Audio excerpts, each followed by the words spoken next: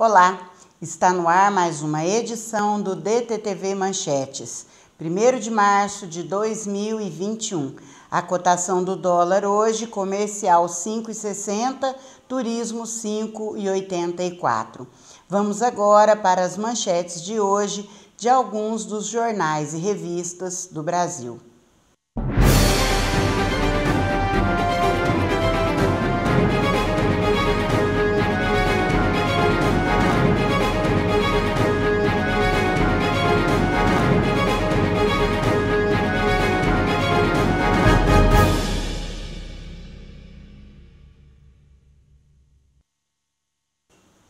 Começamos pelas manchetes do Jornal de Brasília. Mais grave é a pandemia da inconsciência. Essa é a frase em destaque do Jornal de Brasília de hoje. Enquanto 83 pessoas esperam por internação e 12 por UTI, Jornal de Brasília flagrou estabelecimentos que desrespeitaram o decreto baixado pelo governo do Distrito Federal.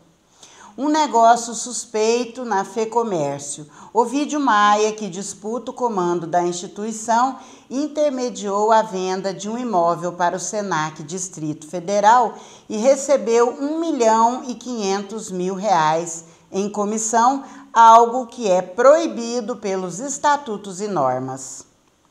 O avanço do cooperativismo no Brasil. União e solidariedade parecem ser um caminho econômico mais viável diante dos desafios da pandemia. Na contramão dos bancos e com o apoio do Banco Central, as cooperativas de crédito multiplicam o número de agências. 5.000 é o número de cooperativas no Brasil, sendo 827 voltadas para a concessão de crédito. Só em 2020, foram 150 novas agências abertas pela Sicredi, a segunda maior do país. Já o Sicob, maior instituição do segmento, abriu 197 agências em 2020. Vacina imuniza, mas não evita transmitir.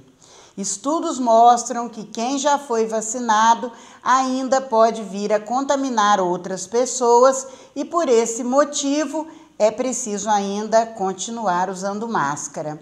Como ainda há pouquíssimos vacinados no Brasil, menos de 3% da população até agora, o risco de alguém que tomou vacina ter contato com o vírus e transmiti-lo, mesmo sem ficar doente, para quem ainda está imunizado, é bem grande.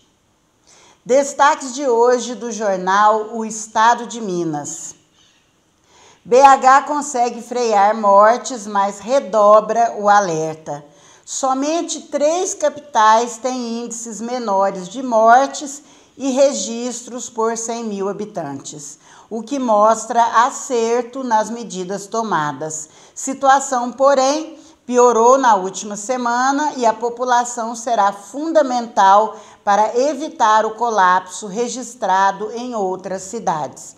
De acordo com os últimos dados divulgados sobre Covid-19, Belo Horizonte tem um dos quadros menos trágicos em relação à pandemia, em comparação com grandes cidades brasileiras. Santa Maria de Itabira ainda chora por causa da tragédia que se abateu sobre a pequena cidade de 10.800 habitantes. Na região central de Minas, isso aconteceu no dia 21 de fevereiro, quando uma chuva torrencial matou e deixou dezenas de desabrigados. A população agora se une e busca forças de forma conjunta para se reerguer. Bolsonaro volta a minimizar a pandemia. Usando as redes sociais para novamente tentar amenizar a crise sanitária pela qual passa o país, segundo ele, abre aspas, a saúde no Brasil sempre teve seus problemas e a falta de UTIs era um deles e certamente um dos piores, fecha aspas. Ele também compartilhou o vídeo de uma empresária que é contrária ao lockdown. Bolsonaro disse ainda que o auxílio emergencial vem por mais alguns meses e que, a partir daí em diante, o governador que fechar o seu estado, o governador que destruir o emprego, ele é quem deve bancar o auxílio emergencial. O satélite Amazônia 1, o primeiro satélite de observação da Terra com tecnologia totalmente brasileira, foi lançado ontem de um centro espacial indiano. Sua entrada em órbita marcou o domínio completo do ciclo de desenvolvimento de um satélite pelo Brasil. Ele deverá gerar imagens a cada 5 dias. O equipamento vai monitorar desmatamento e agronegócio. O satélite faz parte da missão Amazônia 1, cujo objetivo é fornecer dados de sensoriamento remoto para monitorar o desmatamento e a agricultura do país. E agora vamos acompanhar as principais manchetes do jornal O Globo, do Rio de Janeiro. Com o país à beira do colapso, STF manda governo abrir leitos. Pelo menos 17 estados e o Distrito Federal já tem mais de 80% de lotação de UTIs da rede pública, o que deixa o país à beira de um colapso sanitário. Hoje, 781 pessoas estão na fila à espera de UTI. A ministra Rosa Weber, do STF, ordenou que o governo federal abra leitos em 3 estados: Bahia, Maranhão e São Paulo. O presidente Bolsonaro, que de manhã minimizou o problema, ontem à noite convocou 4 ministros e os presidentes da Câmara e do Senado para discutir a crise. Bolsa Família tem valor defasado e fila de espera. À espera de reformulação que foi prometida pelo governo, o Bolsa Família tem valor corroído pela inflação e cerca de 1 milhão de pessoas na fila pelo benefício. Economista calcula que o repasse médio hoje de R$ 190 deveria estar em R$ 198,50 e R$ 200. Beneficiários relatam dificuldade para comprar alimentos. Ministros do Supremo Tribunal Federal divergem sobre o presidente da Câmara, Arthur Lira, poder assumir a presidência da República se necessário, já que réus são vetados na linha sucessória. O STF já recebeu 2 denúncias contra o deputado que recorre. Um dos casos será retomado amanhã. O Rio de Janeiro comemora hoje 456 anos de história. O jornal O Globo lançou um caderno especial revisitando a história e prestando a sua homenagem à cidade maravilhosa. Destaques de hoje do jornal O Tempo, de Belo Horizonte. Cidades articulam união para comprar vacina contra a Covid. Reunião virtual discutirá a criação de consórcio com a presença de BH. A Frente Nacional de Prefeitos vai realizar uma reunião virtual para discutir a criação de um consórcio de municípios para a compra conjunta de vacinas contra a Covid-19. O grupo entende que a união é possível de acordo com a decisão do STF e que ela permitirá ganhos de escala da concorrência entre os entes da federação.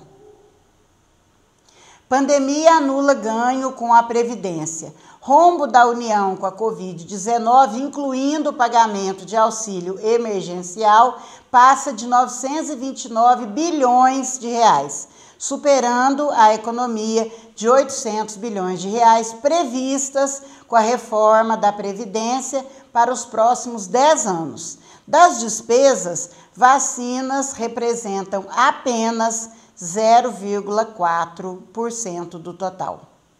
Gasolina cara e greve ainda assombram. Sindicato dos Tanqueiros não descarta voltar a parar e tem novas negociações. Nos postos, os preços dos combustíveis não voltou ao patamar de antes da greve.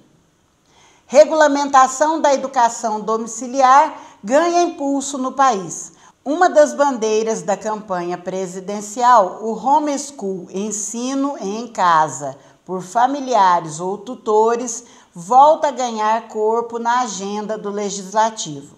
Defensores destacam o aprendizado natural, mas entidades das escolas acreditam que a modalidade afeta o desenvolvimento da criança.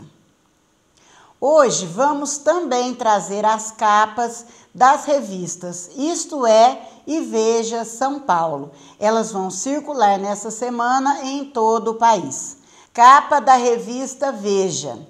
A capa da revista Veja apresenta uma reportagem sobre o plantio da maconha medicinal.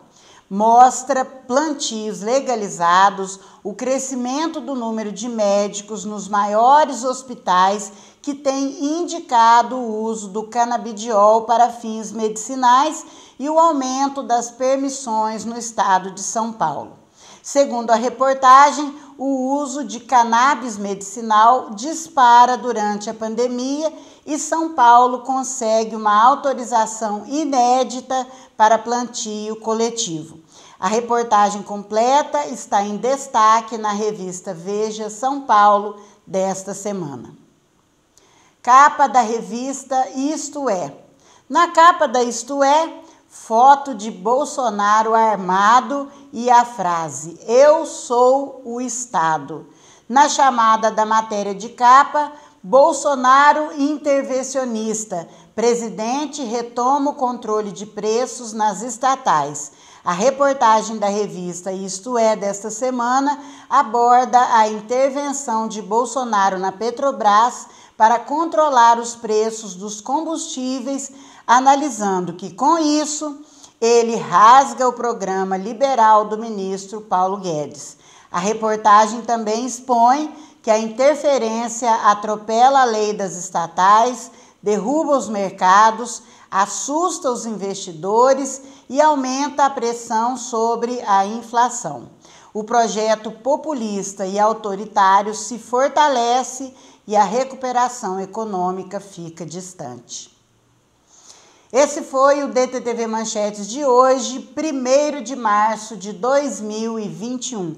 Acompanhe também o podcast DTTV Manchetes nas principais plataformas de podcast, entre elas o Spotify. Acompanhe o DTTV Cássia pelas nossas redes sociais.